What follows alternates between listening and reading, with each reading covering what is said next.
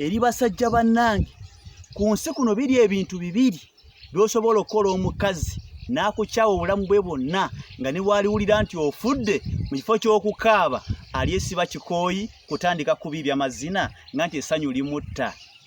Ekintu namba 1 ye musajja ng'okimanyi oyo omukazi gw'olina yakusanga oli mwavu lunkupe.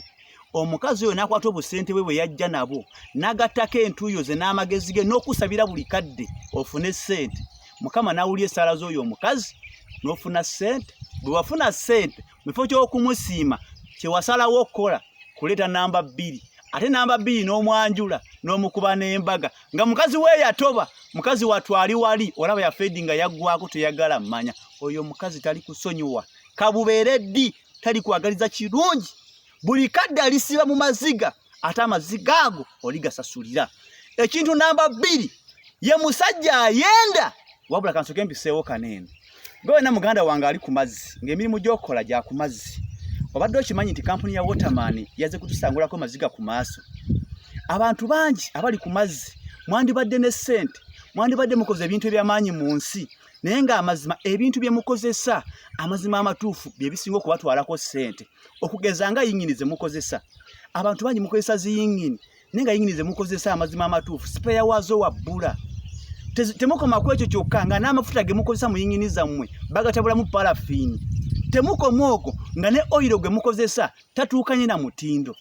Kati Waterman yawulidde omulanga gw'abalunnyanja n'esalawo n'egamba nga kampuni ya Waterman kesangula amaziga ago kebeerabize ennaku. Bw'atyo kye yasazeewo okukola Waterman kwe kubayitira ziyingini ez'omulembe, yingini empangaazi okuva ku horsepower 5, 6, 8, 9, 10, 15, 25 mpaka ku 4. Teyakomye okwo ne kuleetera oyiro agenda okuma yingini yo nga ya mulembe. Oyiro wa Waterman bonna atandika okumukozesa ne bamakanika badde bakanikira yingini zo bagenda gamba babajjeeko emirimu ati nga tebakyalaba yingini efa. Beebuuza bafunye makanika omulala nga nedda. Mukimanyi nti mwabavubi bamakanika bammwe abakolera bazimbye amakalina beevuga mu yingini zammwe nga nawe nanyini yingini yo amazima okyali ku muzigo. Kimu bibiri efudde piniyoni, kimu bibiri bedding zaakubye, kimu bibiri emikono gyayise. Wiiki emu ndotekamu akakadde k'essente kati olivaayo ddi? Ye makanika asigala akola. Kati oyiro wa Waterman agenda kuma yingini yo waggulu awo mu bulooka nga tekyafa. Waterman teyakomye okwo nakwetera ne CC agenda okuma bulooka yo, agenda okuma gearbox yo. CC ono omuteka mu gearbox nkulayira buli mwezi okyusa omulundi ogwo ogenda siba yingini yebeere kiriya.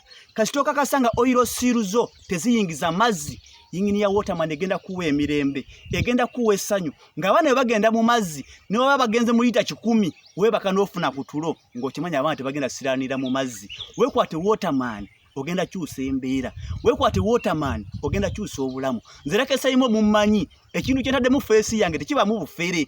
Kuba ku nnamba ezo z'olaba ku ssimu ezo ennamba agenda okukwata yoyo yennyini omuntu omutuufu agenda okubulya buli kimu. Bangi mujja kwebuuza Lakesayimo kampuni ya Waterman esangibwawa? Ekitebe kyaffe kiri Ntebe Kigungu, wabula Uganda yonna emyalo gyonna buli wamu tulinawo branch.